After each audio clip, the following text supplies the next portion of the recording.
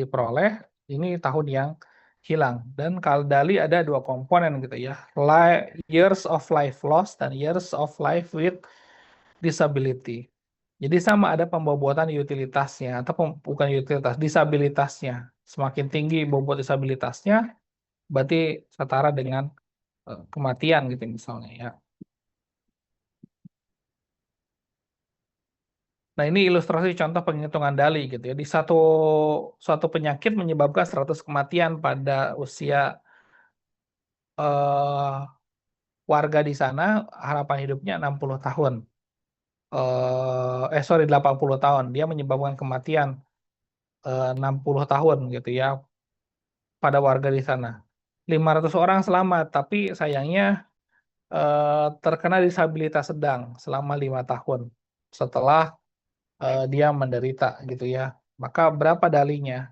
100 kematian, 80 dikurangi 60 sama dengan 20 gitu ya.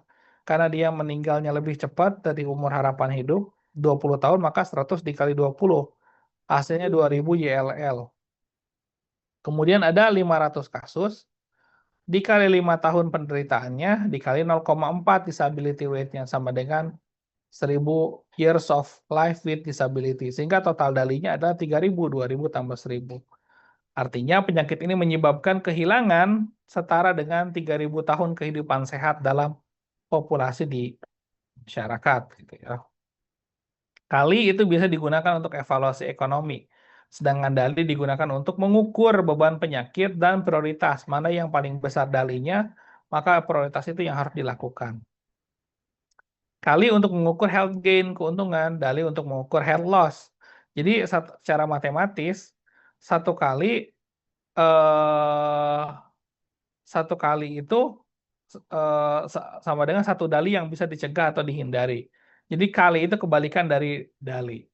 Dan dan dan dua-dua metode ukur ini juga sangat mengukur bobot tadi ya. Kalau kali bobot utilitas, dali bobot disabilitas.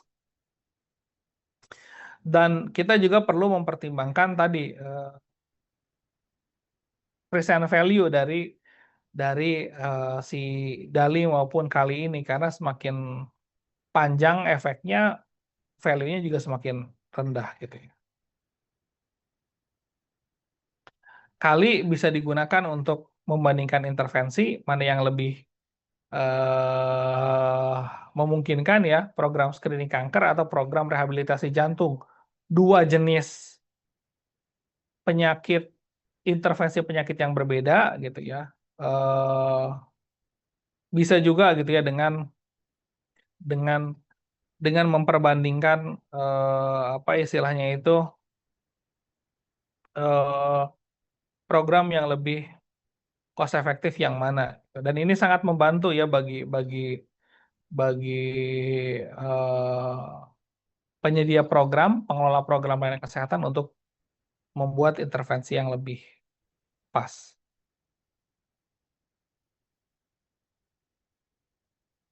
Incorporating patient reported outcome, data yang dilaporkan langsung oleh pasien tentang status kesehatan. Kali ini menggunakan instrumen untuk mengukurnya, bisa SF short form 36 atau Eurocall 5D. Nah, ini dilaporkan oleh si pasien sendiri yang melaporkan. Ada beberapa pertanyaan, pasien menjawab. Sehingga ya lebih mendengarkan saran pasien, tapi di sisi lain juga sangat persepsi subjektivitasnya sangat tinggi. Orang Indonesia terkenal dengan lebih lebih nerimo gitu kan, maka pasti nilai kalinya itu selalu selalu kecil gitu kan, karena ya ketika ada masalah dia sorry, nilai kalinya terlalu besar berarti kan ketika ada masalah kesehatan pun dia merasa tidak ada masalah apa-apa gitu ya. Beda mungkin secara culture dengan orang Western yang memang dia ada sakit sedikit aja dia merasa tidak bermanfaat dan lain-lain. Dan bobot utilitas ini perlu di eh, validasi gitu ya. Perlu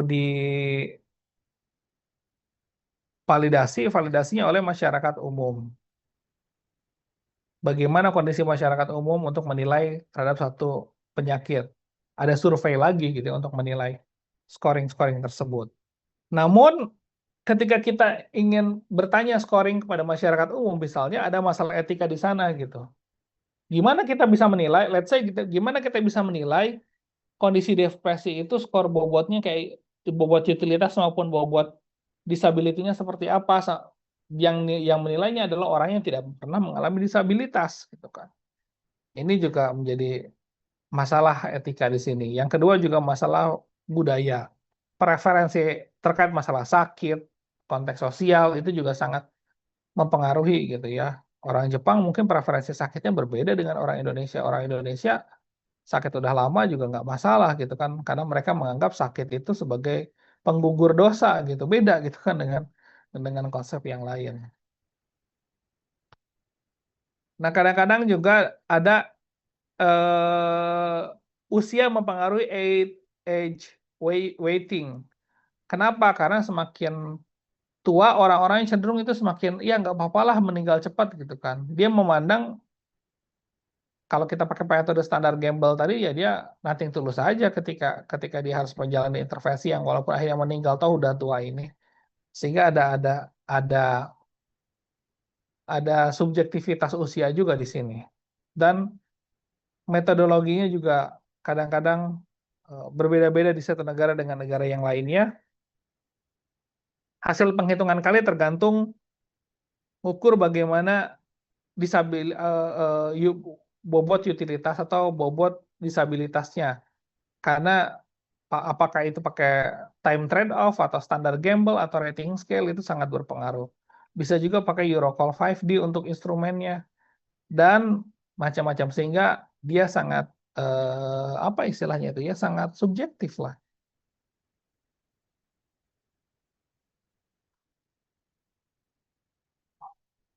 Nah, dalam konteks universal health coverage, dalam konteks memberikan eh, eh, khususnya biasanya obat ya, obat mana yang masuk ke dalam formularium nasional dengan enggak, itu kan em, khususnya obat-obatan kanker gitu ya, yang mahal, itu kan sangat penting gitu ya, untuk menghitung kali ini. Misalnya ada obat baru gitu ya, ada obat intervensi baru, eh, biaya tambahan satu regimennya itu 50 juta gitu. Ya memang obat tersebut membuat pasien jauh lebih nyaman setelah setelah kemoterapi. Kemoterapi kan sangat tidak nyaman gitu ya. Eh, tapi perlu dicek lagi apakah apa istilahnya itu kemoterapi kemoterapi obat obat obat tambahan kemoterapi tersebut memiliki value for money gitu ya. Kenyamanannya jauh berbeda apa enggak gitu kan. Nah, di Indonesia untuk mengukur ini eh, beban penyakit masih eh, belum spesifik ya. Kita masih masih mengandalkan instrumen dari luar negeri yang mana secara kultur, secara budaya itu berbeda sehingga harus ada mestinya ada instrumen sendiri untuk Indonesia karena secara Indonesia lebih nerimo sehingga jangan sampai kita salah dalam mengukur beban penyakit ini.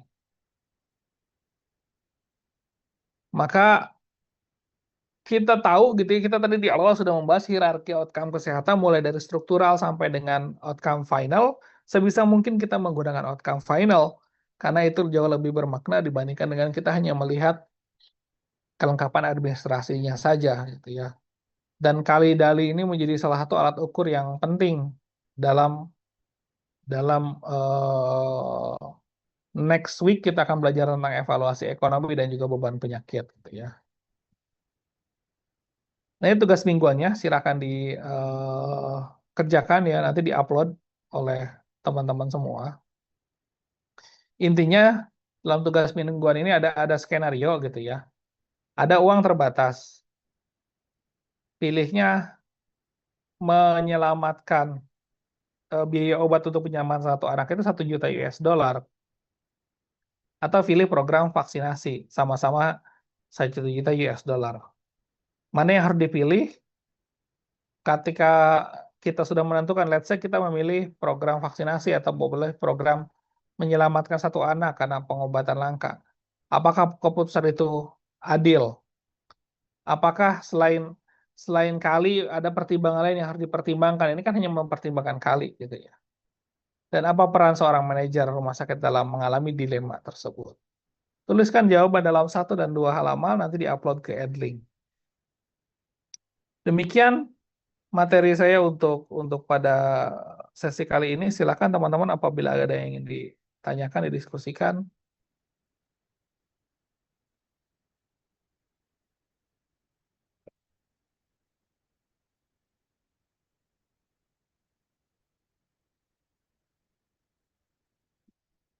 Materi semua sudah saya upload ya di Edlink, jadi silakan dilihat oleh teman-teman semua, termasuk soal soal apa namanya soal tugas pada hari ini. Bapak izin tanya, boleh? Iya, boleh.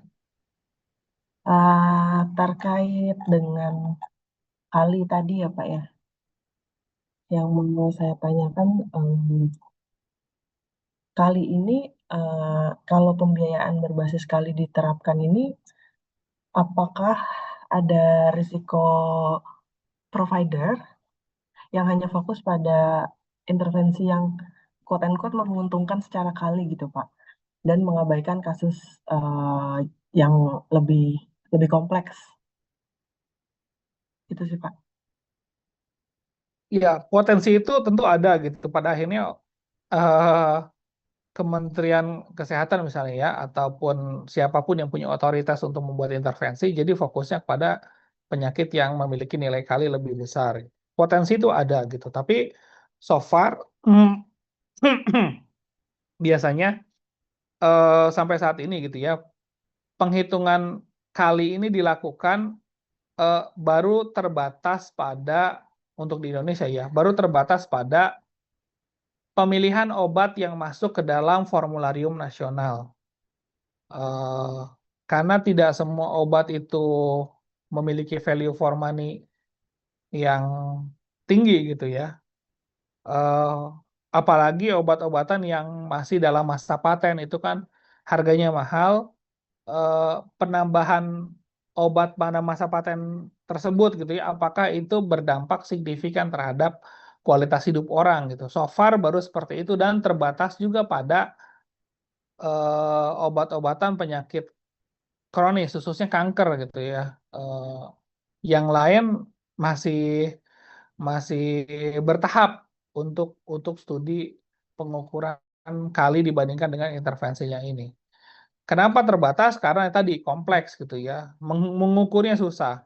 Belum lagi kita tidak punya belum punya standar ya untuk instrumen untuk orang Indonesia. Karena seringkali apa namanya eh